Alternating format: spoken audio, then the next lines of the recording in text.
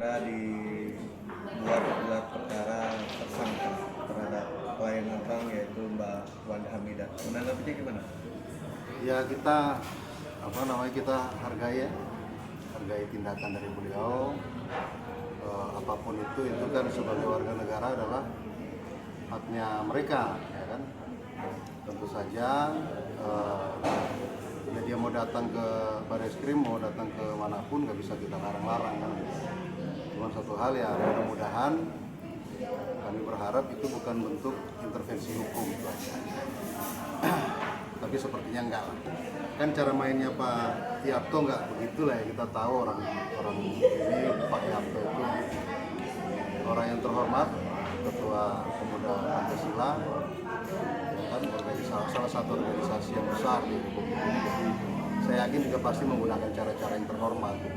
Jadi kalau memang tadi ada pengacaranya yang datang ke Bareskrim, mudah-mudahan saja tujuannya baik supaya peristiwa ini segera ada kepastian hukumnya, dan itu pasti kita dukung, ya kan, karena laporan terhadap Wanda Hamidah itu sudah dibuat oleh Pak Yapto itu pada tahun 2022, artinya sudah hampir 4 tahun ya sampai sekarang ya, dan prosesnya masih jalan gitu Pak.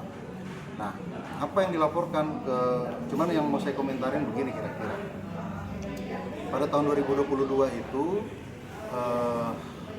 Wanda dilaporkan atas dugaan pencemaran nama baik melalui media elektronik, ya kan, menggunakan pasal, waktu itu penyidik menggunakan pasal 27 ayat 3 Undang-Undang ITE yang lama. Nah, perlu kita garis bawahi, tahun 2024 awal Indonesia ini, negara kita ini punya Undang-Undang ITE baru. Oh, terbaru ya? Nah, di dalam undang-undang yang baru itu, ya kan, pasal 27 ayat 3 itu sudah tidak ada.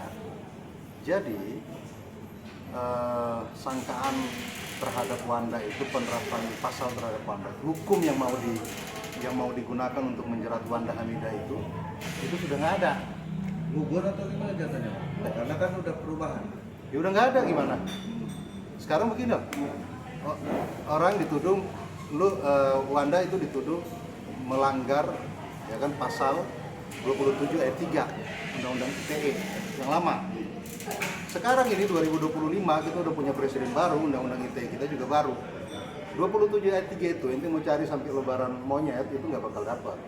Udah nggak ada. Nah, jadi kalau misalnya tadi dikatakan mereka mendorong supaya dilakukan gelar perkara, nanti kan gelar perkara, output dari gelar perkara misalnya nanti akan ada berita acaranya dan seterusnya, dokumen administrasinya. Di situ kan disebut nanti, misalnya penetapan tersangka, Wanda Hamidah sebagai tersangka karena melanggar pasal 27 ayat 3. Nah, pasalnya udah nggak ada. Nah, jadi ya itu aja sih clue awalnya.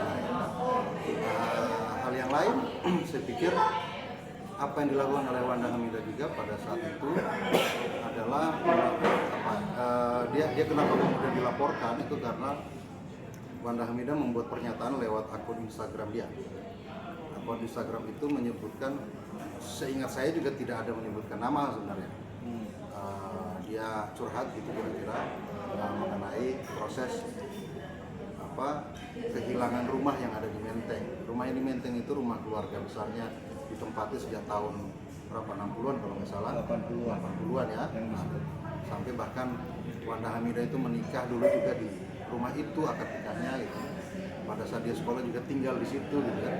Tiba-tiba itu berpindah tangan, kemudian yang namanya orang kehilangan barang yang sudah dimilikinya sejak lama, gimana sih emosionalnya kira-kira.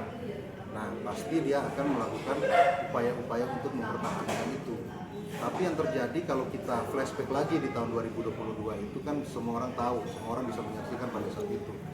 Ada sekelompok orang yang datang beramai-ramai, beberapa sampai penuh itu jalan situ, dan kemudian memaksa keluar, dan kemudian Wanda melakukan perlawanan, dan sempat juga pada saat itu ada beberapa kekerasan baik secara verbal maupun non verbal.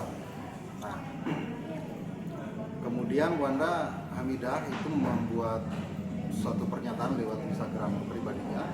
Di situ dia tidak sebutkan nama, dia hanya kemudian berkeluh kesah menjadi korban dari tanda petik mafia tanah gitu ya. Cuma saya nggak tahu, mungkin pelapor beranggapan ini bagian dari ini menyerang dirinya sehingga kemudian dia harus melaporkan. Yang pertama. Kemudian yang kedua, akun tadi hukumnya sudah nggak ada, ya kan?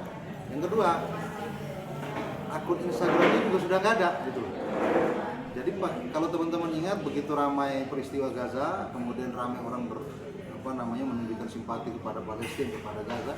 Wanda Hamidah itu orang yang hampir tiap hari itu bersuara soal Palestina. Dan gara-gara itu kemudian akun Instagramnya di-ban permanen oleh kami. Dan sampai hari ini tidak bisa diakses lagi. Nah, kalaupun ada yang baru dibuat itu benar-benar baru, nggak ada kaitannya dengan yang lama. Jadi sudahlah akun Instagramnya sudah ada, hukumnya juga sudah nggak ada. Jadi apalagi mau dipersoalkan, kira-kira begitu. Nah, itu hal yang pertama yang mau saya sampaikan. Hal yang berikutnya kami juga mau sampaikan bahwa selalu kuasa hukum ya, dan sudah berkonsultasi juga, klien juga sudah berkonsultasi. Pada prinsipnya apapun itu, sepanjang itu demi kebenaran dan kepentingan umum, klien kami Wanda Hamidah pasti akan menghadapi itu dengan gagah berani walaupun dia perempuan. Jadi kalau memang mau dilakukan kriminalisasi dalam tanda petik dengan undang-undang yang sudah, dengan pasal yang sudah tidak ada lagi itu, ya silahkan saja. Ya.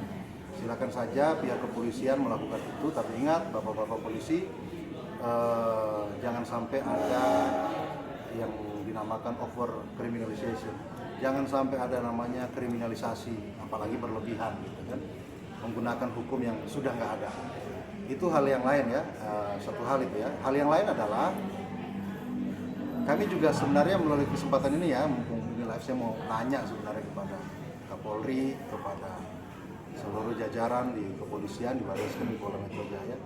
Jadi pada saat yang sama ketika Wanda Hamidah itu dilaporkan Undang-Undang ITE pada tanggal 21 November 2022, Wanda Hamidah itu juga sudah membuat laporan polisi di Polda Metro Jaya terkait dengan tindakan kekerasan verbal maupun non verbal, dan ada ancaman kekerasan juga yang dia alami langsung pada saat proses pengusiran mereka dari rumah di Menteng. Laporan itu 21 November 2022, dan sampai hari ini juga tidak ada kelanjutannya.